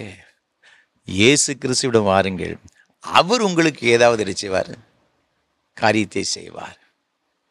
நான் சொன்னேன், நாளைக்கு வாங்க. அதற்கு அடுத்த நாள் சனிக்கிழமை அந்த சபையில் உபவாச ஜெபத்திற்கு நான் ஒழுங்கு செய்திருந்தேன். மாதந்தோறும் அங்கே அந்த 4வது சனிக்கிழமை அங்கு உபவாச ஜெபம் நடக்கும் அந்த சபையில். அவர் ரொம்ப பயபக்தியோடு கூட வந்திருந்தார். காலைல 10 மணிக்கு ஆரம்பிக்கும் பொழுதே அவர் வந்து விட்டார். பாடல் வேளை, ஜெப வேளை எல்லாத்திலும் உட்கார்ந்துருந்தார். கிட்டத்தட்ட ஒரு 2-3 மணி நேரம் கழித்த பிறகு எல்லாருக்காகவும் ஜெபிக்கின்ற ஒரு நேரம் வந்துச்சு. அப்போ சபை மக்கள்கிட்ட சொன்னேன், இப்போ ஒரு அருமையான சகோதரர் வந்திருக்கிறாரு, இந்த மாதிரி ஒரு பிரச்சனை நம்மால் முடியாது, ஆனால் இது திருச்சபையிலே அசைவாடி கொண்டிருக்கிற இயேசு கிறிஸ்துவால் எல்லாம் முடியும். நம்ம அவரை நோக்கி பார்ப்போம். இவருக்காக எல்லாம் ஒரு மனதோடு கூட தேவ சமூகத்தில் நாம் ஜெபம் பண்ணுவோம்னு சொல்லி ஒரு 5 நிமிடம் இருக்கும். எல்லாரும் முழங்கால் படியிட்டு இந்த சகோதரரை எழுப்பி விட்டு ஆவியில் நிரம்பி ஜெபம் பண்ணாங்க. பானத்தோடு கூட ஜெபம் பண்ணாங்க. எல்லாம் ஜெபம் பண்ணி முடித்து அவர்களுக்கு தலையில் கரங்களை வைத்து ஜெபித்து ஆசீர்வதித்து அனுப்பிவிட்டேன். மறுநாள் ஞாயிற்றுக்கிழமை ஆராதனை முடிஞ்ச உடனே இந்த அருமையான சகோதரரை தேடி வந்தார். முகத்தில் ஒரு பெரிய சந்தோஷம், பெரிய மகிழ்ச்சி. அதற்கு முன்பாக முகத்தை பார்த்து ரொம்ப சோர்வாக இருக்கும். அவர் தான் 8-9 மாதமாக தூங்கலையே, அப்புறம் எப்படி உற்சாகம் இருக்கும்? ஒரு பெரிய மகிழ்ச்சி. அவர் சொன்னார், ஐயா 8-9 மாதங்களுக்கு பிறகு மாத்திரையே போடலையா, உருப்படியாக நைட்டில் ஒரு 10 மணிக்கு தூங்கி விடியக்காலம் 6 மணி வரை நான் தூங்கி முழிச்சையா அப்படின்னு சொன்னார். உள்ளத்தில் அவ்வளோ பெரிய சந்தோஷம். அதற்கு ஒன்று 10 நிமிஷம் தூங்கிட்டு அவ்வளோ பெரிய ஒரு இளைப்பு வருமா, மடக்கு மடக்கு மடக்குன்னு சொல்லி செம்பாக தண்ணி குடிப்பாரம் பார்த்துக்கிடுங்க. அது குடித்தா அந்த கொஞ்ச நேரம் கழித்து அவருக்கு அந்த பழைய நிலைமைக்கு வருமா. ஆனால் ஐயா நன்றாக படுத்தேன் ஐயா, நல்ல நித்திரையை நீங்கள் ஆராதிக்கிற ஆண்டவராகிய கர்த்தர் கொடுத்தார் என்று சொன்னாரா. அன்பான ஆண்டவருடைய பிள்ளைகளே, இது எப்படி நடந்தது? அவர் எவ்வளவோ மருத்துவர்கிட்ட போய் இதற்காக ட்ரீட்மெண்ட் எடுத்தார், பல ஆயிரங்கள் செலவழித்தார், கால்நடையாய் நடந்து தன்னுடைய தெய்வத்தை நோக்கி பிரார்த்தனைகள் செய்தார், நேர்ச்சைகள் செய்தார். ஆனால் 10 காசு செலவில்லாமல் கிறிஸ்துவின் சபையாகிய அந்த திருச்சபையில் வந்து ஆண்டவருடைய சமூகத்திலே தன்னுடைய வாழ்க்கையை ஒப்பு கொடுத்தார்.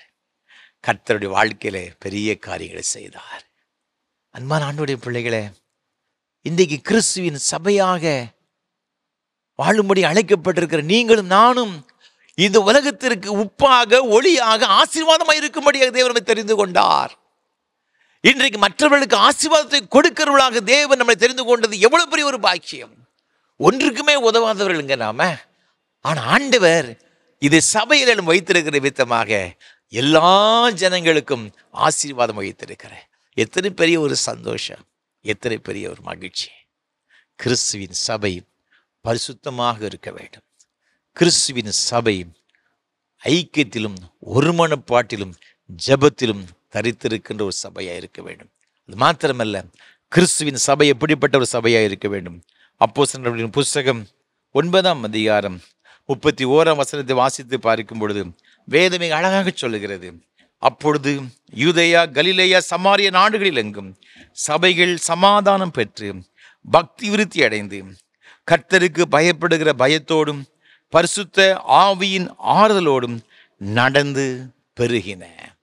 சபை பெருகின என்று வசனம் சொல்லுகிறது. எப்படி பெருகினவாம்? சமாதானம் பெற்று பக்தி விருத்தி அடைந்து கர்த்தருக்கு பயப்படுகிற பயத்தோடும் பரிசுத்த ஆவியின் ஆறுதலோடும் சபைகள் பெருக்கிற்று. நம்முடைய சபை குறுகி போகிற ஒரு சபை அல்ல, குன்றி போகிற ஒரு சபை அல்ல, பெருக்கமான ஒரு சபையா இருக்கணும். பெருக்கமான சபையா இருக்கணும். திருச்சபையிலே ஏராளமான விசுவாசிகள் அனுதினமும் கர்த்தரை ஆராதிக்கிற ஜனங்கள் வந்து கொண்டே இருக்கணும். அதைத்தான் தேவன் எதிர்பார்க்கிறார். சில பணக்கார சபையில சில டார்கெட் வச்சிருப்பாங்க, பார்த்து இந்த வருஷம் 10 சர்ச்சை கட்டி கொடுத்துடணும், இல்லை ஒரு 5 சர்ச்சையாவது கட்டி கொடுத்துடணும், வடமாநிலத்தில் ஒரு சர்ச்சையாவது கட்டி கொடுத்து விட வேண்டும். ஒரு முறை நான் ஒரு கிராம சபையிலே நான் பணியாற்றி கொண்டிருந்த பொழுது ஒரு அந்த கிராமத்திலும் ஒரு சின்ன என்னுடைய கிளை சபை, ஒரு சின்ன ஒரு கிராமம், ஒரு 10-15 குடும்பம் அந்த சபையில் இருக்கிறார்கள். அவர்களுக்கு ஆலயம் கிடையாது. ஒரு சின்ன ஒரு குடிசை வீட்டில் தான் ஆராதித்து கொண்டிருந்தோம். அந்த கிராமத்தில் ஒரு ஆலயத்தை கட்டுவதற்காக திருமண்டலத்தில் உள்ள ஒரு பெரிய சபையின் போதகரை நான் அணுகினேன். ஒரு நண்பனுடைய நண்பர் அவர். அவரோடு கூட பேசி கொண்டிருந்தேன். திருச்சபையின் செக்ரட்டரி அப்போ அங்கே இருந்தாங்க. அவங்க சொன்னாங்க, ஐயா நீங்கள் ஒரு சின்ன கிராம சபை அப்படின்னு சொல்கிறீங்க, கிராம சபையில் நம்ம சர்ச்சு நாங்கள் கட்டி கொடுக்குற உதவி செய்கிறதெல்லாம் சரிதான், கட்டி கொடுத்த சபையார் வருவாங்களா அப்படின்ட்டு என்கிட்ட கேட்டாங்க. அதில் நம்ம சந்தேகம், கண்டிப்பாக சபையார் வருவாங்க என்று அந்த செக்ரட்டரிகிட்ட சொன்னேன். அவங்க சொன்னாங்க, ஐயா இப்படித்தான் ஒருத்தர் வந்து என்கிட்ட கேட்டார். ஒரு 60 கிலோமீட்டர் தள்ளி ஒரு தொலைவில் ஒரு சர்ச்சு ஒன்று கட்டி கொடுத்தோம். எல்லாரும் போய் பிரதிஷ்டை பண்ணோம். எங்களுடைய சபையின் சார்பாக முழு செலவு எடுத்துக்கொண்டு ஆலயத்தை கட்டி கொடுத்தோம். ஒரு 2-3 ஆண்டுகள் கழித்து அந்த சபை எப்படி இருக்குன்னு சொல்லி பார்ப்பதற்காக சென்றோம். எங்களுக்கு தூக்கி வாரி போட்டு விட்டது அந்த சபையை பார்த்த உடனே அப்படின்னு சொன்னேன். என்ன ஆச்சு அப்படின்னு கேட்டேன். அந்த இடத்துக்கு போகிறோம், அந்த சபையில் ஊழியரும் கிடையாது, போதகரும் கிடையாது, விசுவாசியும் கிடையாது. அந்த கிராமத்து மக்கள் என்ன செய்தாங்கன்னா, அதை ஒரு பொது இடம் என்று சொல்லி எண்ணி அதில் ஆட்டையும் மாட்டையும் கட்டி வைக்கின்ற ஒரு ஸ்தலமாய் மாற்றி விட்டார்கள். அன்னையோடு யோசித்தோம், தெரியாத இடத்துல போய் சபையை எடை செய்யக்கூடாது, பேருக்குன்னு கட்டி கொடுக்கக்கூடாது, எங்கிட்ட காசு இருக்குது அதனால் சர்ச்சை கட்டி கொடுக்க சொல்லி போகக்கூடாது ஒரு தீர்மானம் பண்ணி விட்டோம் என்று சொன்னார்கள். நான் சொன்னேன், நான் வந்திருக்கிற சபை அப்படி கிடையாதும்மா, தாகத்தோடு கூட இருக்கிற சபை அப்படி சொன்னேன். அவர் உதவி செய்தார்கள். ஆண்டுடைய நாம மகிமைக்கென்று அது பிரதிஷ்டை செய்யப்பட்டது. இன்றைக்கு ஏராளமான ஆத்துமாக்கள் அந்த இடத்துல வந்து கர்த்தரை ஆராதித்து கொண்டிருக்கிறார்கள். இந்த சபை எப்படிப்பட்டதாக இருக்குன்னா, பெருக்கமான ஒரு சபையாக இருக்கணும். சபை பெருகணுங்க. இது திருச்சபை வளர்ச்சி அடையணும், அப்படியே இருக்கக்கூடாது. இது பரிசுத்தமுள்ள ஒரு சபையாக இருக்கணும். அன்பிலும் ஐக்கியத்திலும் ஜெபத்திலும் நிறைந்த ஒரு சபையாக இருக்கணும். இது சபை பெருக்கமான ஒரு சபையாக இருக்கணும். வேதத்தில் வாசித்து பார்க்கும் பொழுது அப்போஸ்தலர் 2ஆம் அதிகாரம் 41ஆம் வசனத்தில், அன்றைக்கு பேதுரு பிரசங்கம் பண்ணின உடனே கிட்டத்தட்ட 3000 பேர் ஆண்டவரை ஏற்றுக்கொண்டாங்க. 47ஆம் வசனத்தை வாசித்து பார்க்கும் பொழுது, ரட்சிக்கப்படுகிறவர்களை கர்த்தர் அனுதினமும் சபையில் சேர்த்து கொண்டு வந்தார் சொல்லப்பட்டிருக்கிறது. 4ஆம் அதிகாரம் 4ஆம் வசனத்திலே 5000 பேர் ஆண்டவரை ஏற்றுக்கொண்டு விசுவாசித்தார்கள் என்று சொல்லப்பட்டிருக்கிறது. 5ஆம் அதிகாரம் 14ஆம் வசனத்தில் திரளான புருஷரும் ஸ்திரீகளும் கர்த்தரிடமாய் சேர்க்கப்படுகிறார்கள்.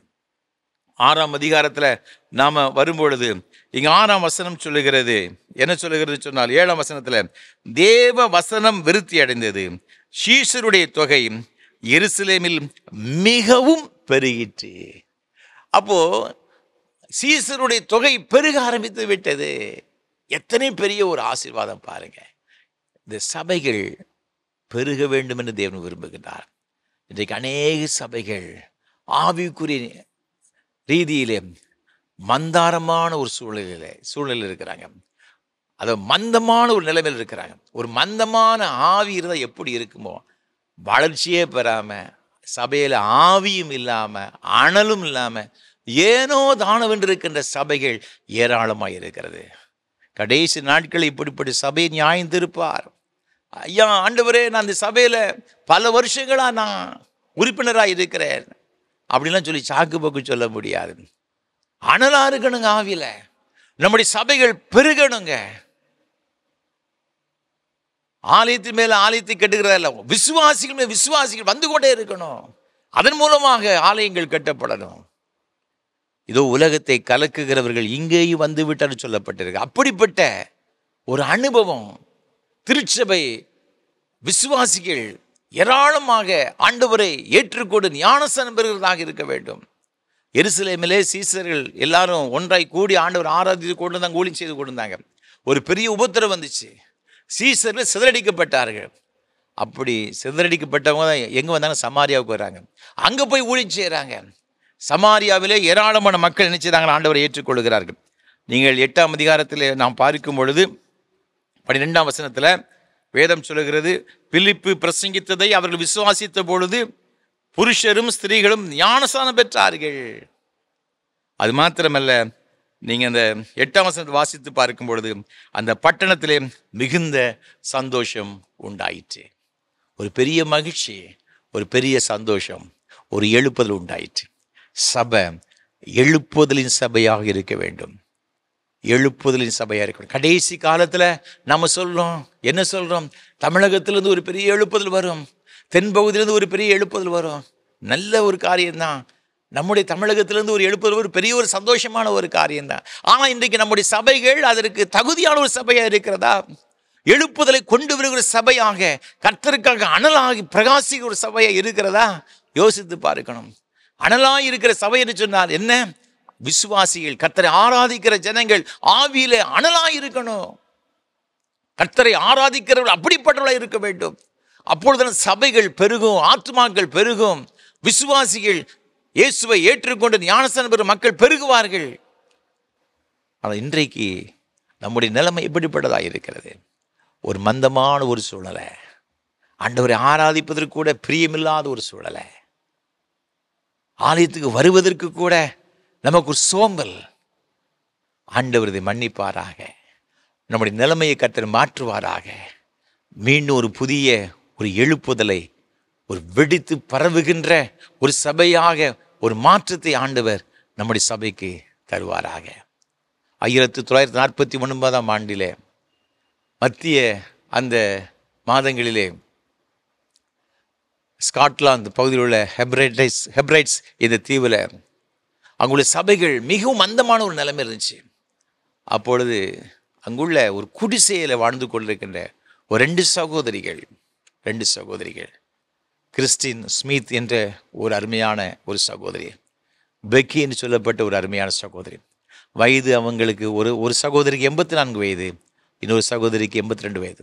அதில் ஒருத்தருக்கு பார்வை கிடையாது, ஒருத்தருக்கு கால்களில் ஏற்பட்ட பலவீனத்தை நிமித்தமாக வளைந்து போய் தான் இருப்பாங்க. வாரத்துக்கு 2 அல்லது 3 நாட்கள் இரவு 10 மணிலேருந்து விடிய காலம் 3 மணி வரை ஜெபம் பண்ணுவாங்களாம். ஆண்டவரே, எங்களுடைய பகுதியிலே எழுப்புதல் கிடையாது, சபைகளெல்லாம் மந்தமான ஒரு சூழ்நிலை, எப்படியாவது எழுப்புதல் தாருங்க. பல வாரங்கள் தேவ சபையில் கதறினார்களாம்.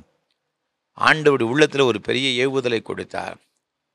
அவருடைய அந்த கிராமத்தில் இருக்கிற திருச்சபையின் போதகர் அரவன் மெக்கே அவரை அவர்களை கூப்பிட்டார்கள்.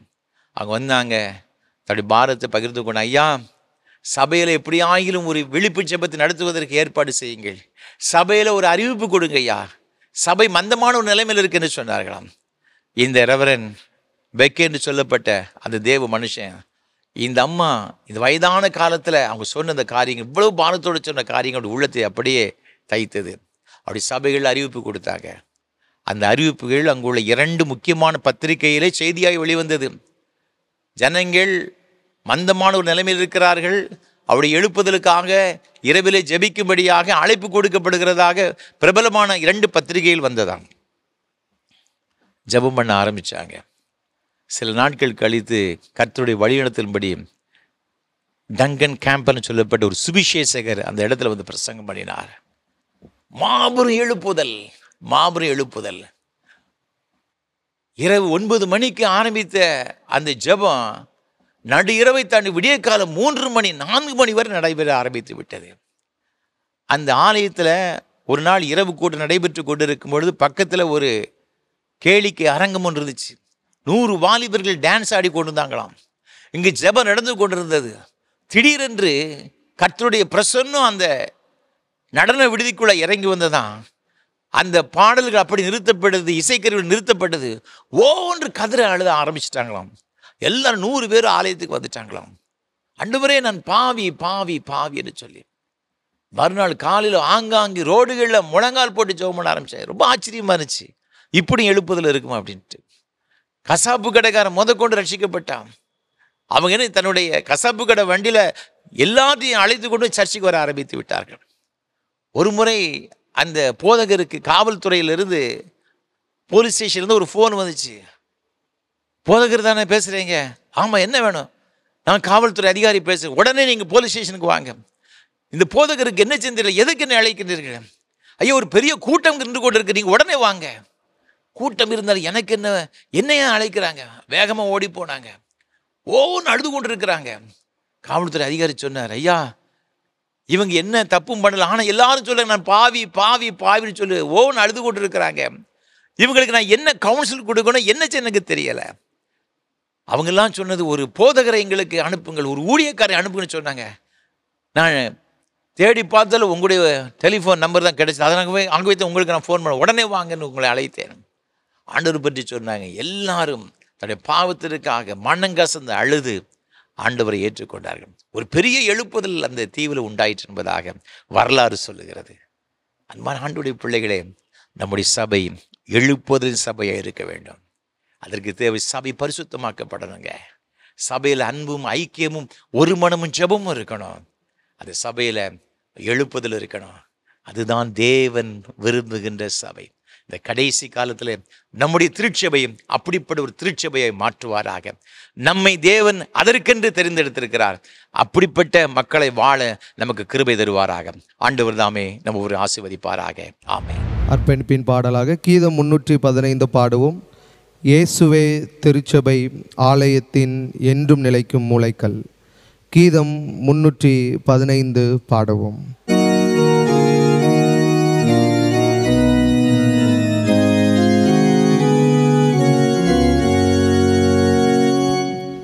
இயேசுவே திருச்சபை ஆலயத்தின் என்றும் நிலைக்கும் மூலைக்கல். என்றும் நிலைக்கும் மூலைக்கல். பேசற்கரிய மூலைக்கல். அவர் பெருமாளிகையை தாங்கும் கல். பேசற்கரிய மூலைக்கல். அவர் பெருமாளிகையை தாங்கும் கல்.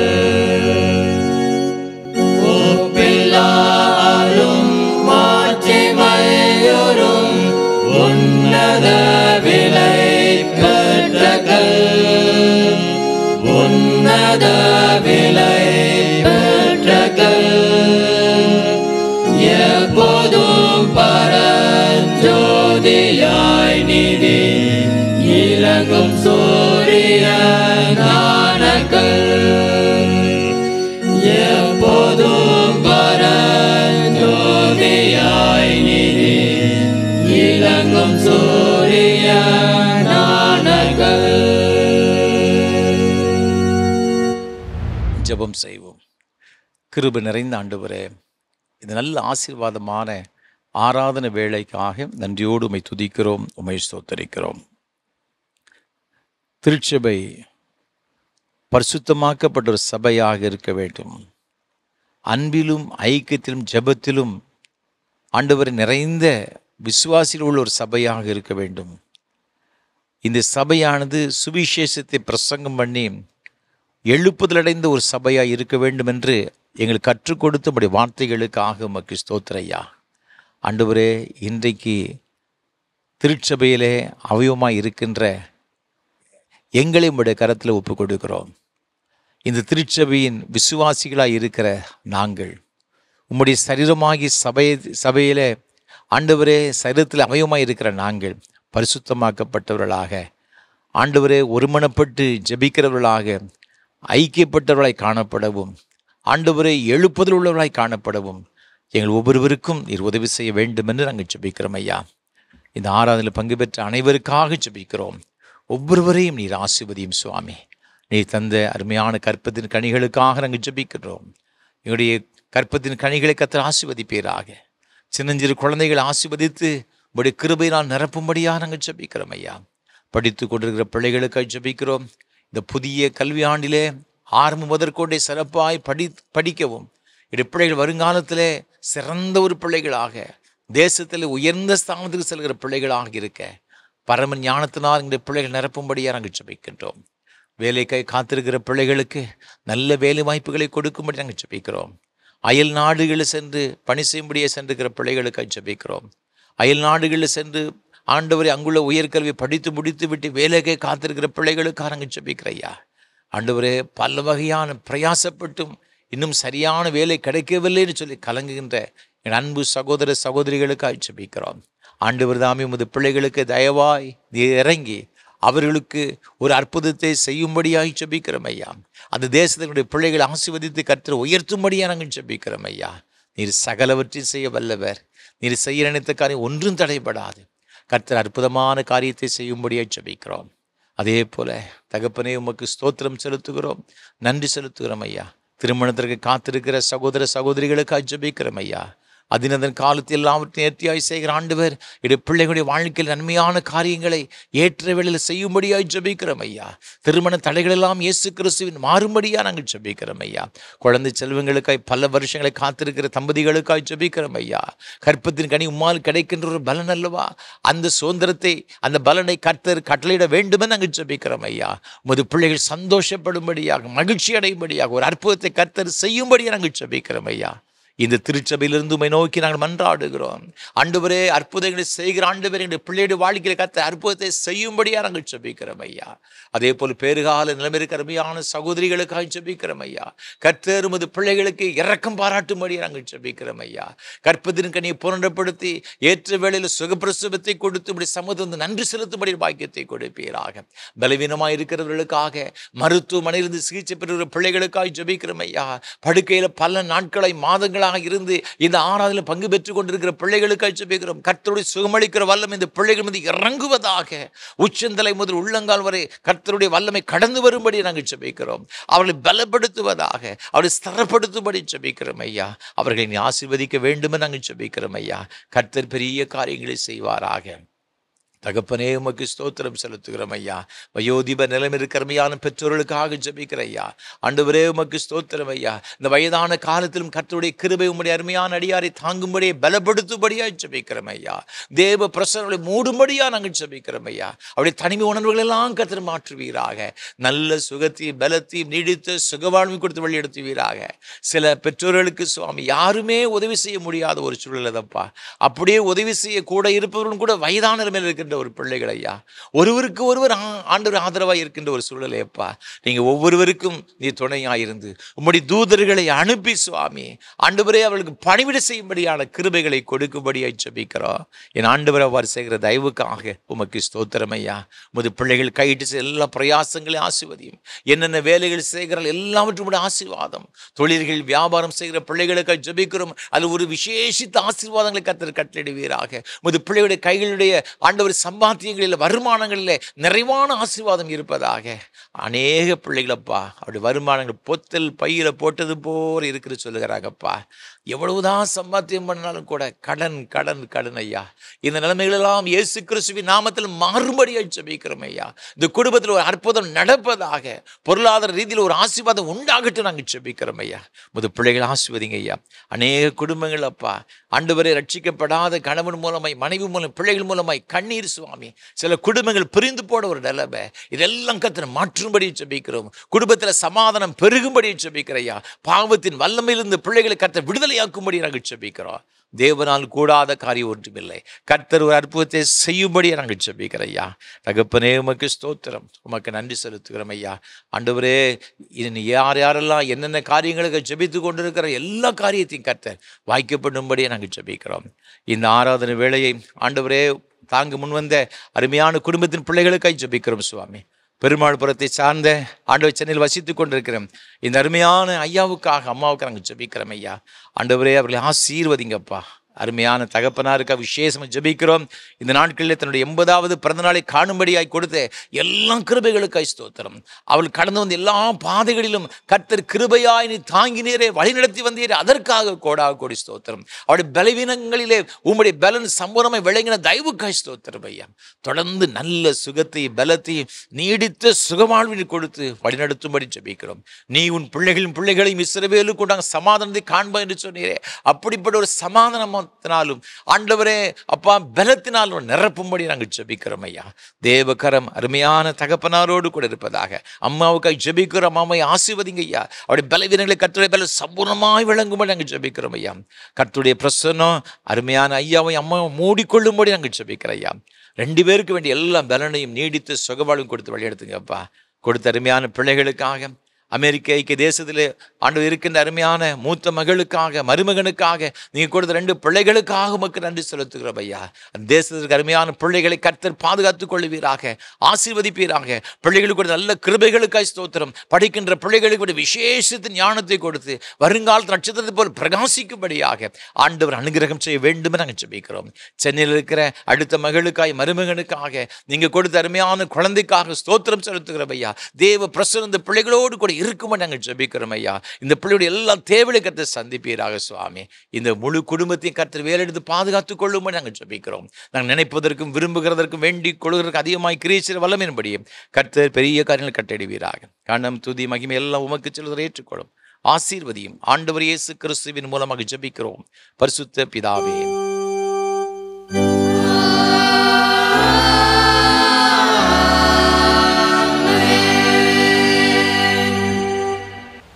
ஆம் பிதாவே, நீர் பரிசுத்தர், நீர் தோத்தரிக்கப்பட்டவர்.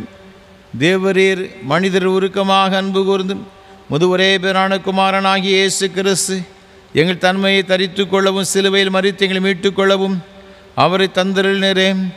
அவர் சிலுவையில் ஒரே தரம் தம்மை ஏகபலியாக ஒப்பு கொடுத்து சர்வலோகத்தின் பாவங்களை நிவர்த்தி செய்வதற்கு நிறைவும் பூரணமும் பொதுமான பலியையும் காணிக்கையையும் பரிகாரத்தையும் செலுத்ததுமல்லாமல் தம் திறமையான மரணத்தை என்றைக்கு நினைப்போட்டு ஞாபகத்தை நியமித்து தாம் திரும்ப வருமளவும் நாங்கள் அதை அனுசரித்து வரும்படி தமது பரிசுத்த சுவிசேஷத்தில் கட்டிருக்கிறாரே.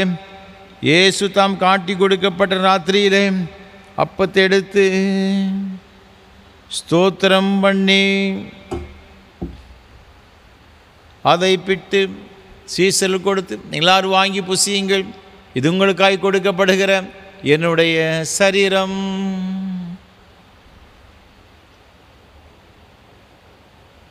என்னை நினைவுறும்படி செய்தார். அப்படி ராபோஜன பண்ணின பின்பு பாத்திரத்தை எடுத்து ஸ்தோத்திரம் பண்ணி அவர்களுக்கு கொடுத்து, நீங்கள் எல்லாரும் இதில் பானம் பண்ணுங்கள், இது பாவம் மன்னிப்புண்டாமல் உங்களுக்காக அனைவருக்காக சிந்தப்படுகிற புது உடன்படிக்கைக்குரிய என்னுடைய இரத்தம். இதை பானம் பண்ணும் பொழுதெல்லாம் என்னை நினைவுறும்படி இதை செய்யுங்கள் என்று திருவுளம் பற்றினார்.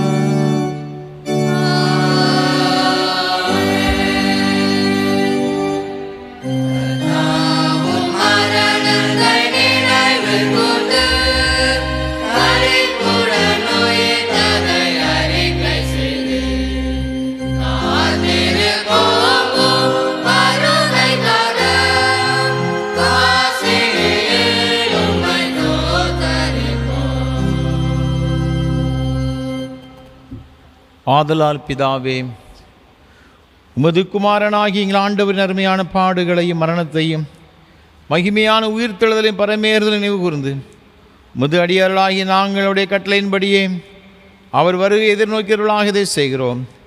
அவரில் நீர் எங்களுக்காக நிறைவேற்றின பூர்ண மீட்புக்காக உமக்கு நன்றி செலுத்துகிறோம்.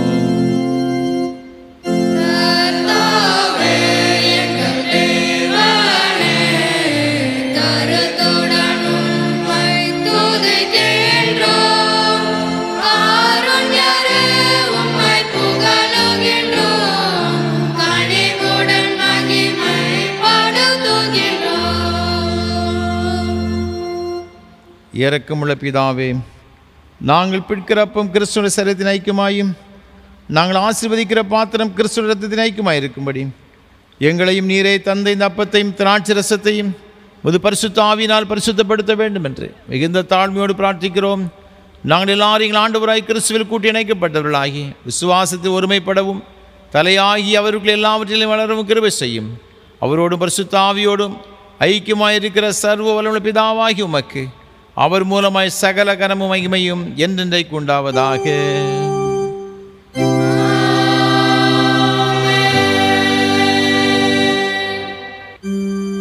பரமண்டலங்கள் இருக்கிற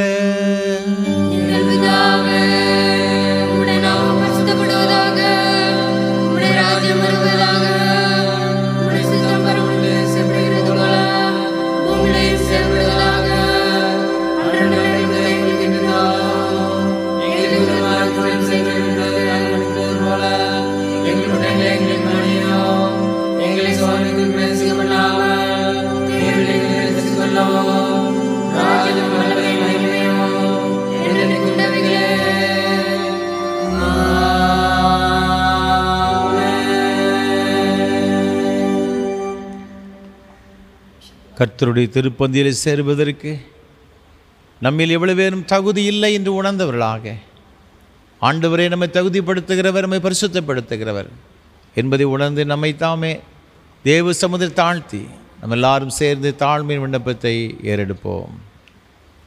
இரக்கமுள்ள கர்த்தாவே, இரக்கமுள்ள கர்த்தாவே, எங்கள் சுயநிதியை நம்பி நாங்கள் உடைய பந்தியில் சேர துணியாமல் தேவருடைய அளவற்ற இரக்கத்தை நம்பி சேர்கிறோம். இந்த மேஜையின் கிழிவிலும் துணிக்கைகளையும் பொறுக்கிக்கொள்ள நாங்கள் பாத்திரல்லர். ஆனாலும் தேவரீர் எப்பொழுதும் இரக்கம் செய்கிற அச்சமுடைய மாறாத ஆண்டவராக இருக்கிறீர். ஆகையால் கிருபையுள்ள கர்த்தாவே, முதன்மையான குமாரனாகிய இயேசு கிறிஸ்து மிளமெதியாத சரீரத்தாலும் இரத்தத்தாலும் எங்கள் பாவமுள்ள சரீரமும் ஆத்மாவும் சுத்தமாகி எப்பொழுதும் நாங்கள் அவருக்குள்ளும் அவர் எங்களுக்குள்ளும் வாசமாய் இருப்பதற்கு ஏற்ற விதமாய் அவருடைய சரீரத்தை புசித்து அவர் இரத்தத்தை பானம் பண்ண எங்களுக்கு கிருபை செய்துள்ளோம். ஆமேன். நாம் பிற்கிற அப்பம் கிறிஸ்துவின் சரீரத்தின் ஐக்கியமாக இருக்கிறது அல்லவா?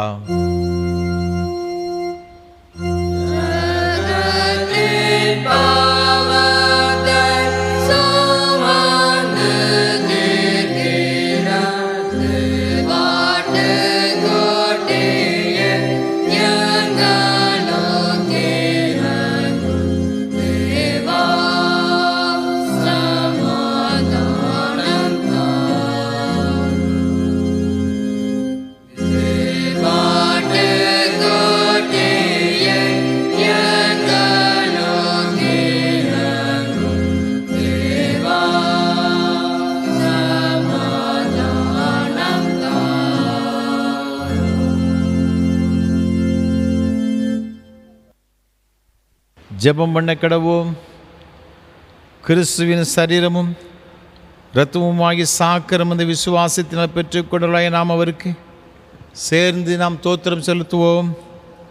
சர்வ வல்லமுள்ள கடவுளே, சர்வ வல்லமுள்ள கடவுளே, பரமபிதாவே, உமது நேசகுமாரனும் எங்கள் ஆண்டவருமாகிய இயேசு கிறிஸ்துவுக்குள் எங்களை உமது பிள்ளைகளாக ஏற்றுக்கொண்டு அவருடைய விலைமதியாத திரு சரீரமும் இரத்தமும் ஆகிய ஞான ஆகாரத்தால் எங்களை திருப்தியாக்கியிருக்கிறீர். எங்கள் பாவங்களை மன்னித்து என்றும் உள்ள வாழ்வை எங்களுக்கு வாக்குத்தத்தம் பண்ணியிருக்கிறீர். அளவிடப்படாத இந்த நன்மைகளுக்காக தோத்தரிக்கிறோம். சரீரமும் ஆத்துமாவுமாகிய எங்களை தூய உயிருள்ள பலியாக உமக்கு படைக்கிறோம். இதுவே நாங்கள் செய்யும் உள்ளார்ந்த வழிபாடு. நாங்கள் இந்த உலகத்தின் போக்கின்படி ஒழுகாமல் கடவுளின் திருவுளம் எது என தேர்ந்தெடுக்க எங்கள் உள்ளம் புதுப்பிக்கப்பட்டு மாற்றமடைய அருள் புரிவீராக. கடைசியில் நாங்கள் உமது இறை மக்கள் அனைவரோடு உமது என்றும் உள்ள அரசின் மகிழ்ச்சியை பெறத்தக்கதாக இவ்வுலகில் உமக்கு கீழ்ப்படிந்து நடக்க எங்களுக்கு அருள் புரியும். உம்மோடும் தூய ஆவியானவரோடும் ஒரே கடவுளாய் என்றென்றும் வீற்றிருந்த ஆளுகை செய்யும் எங்கள் ஆண்டவர் இயேசு கிறிஸ்து மூலமாய் வேண்டிக் கொள்கிறோம்.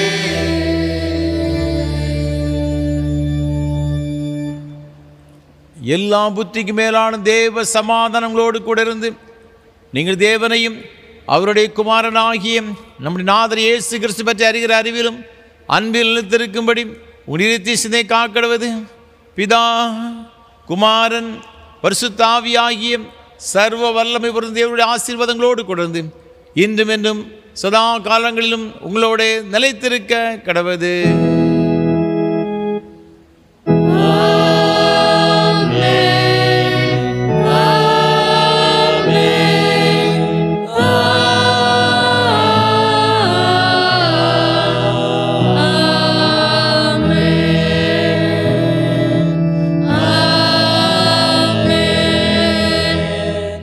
நிறைவு கீதமாக கீதம் 40 பாமாலை 261 பாடுவோம். எல்லாருக்குமா உன்னதர் கத்தாதி கத்தரே. கீதம் 40 பாமாலை 261 பாடுவோம்.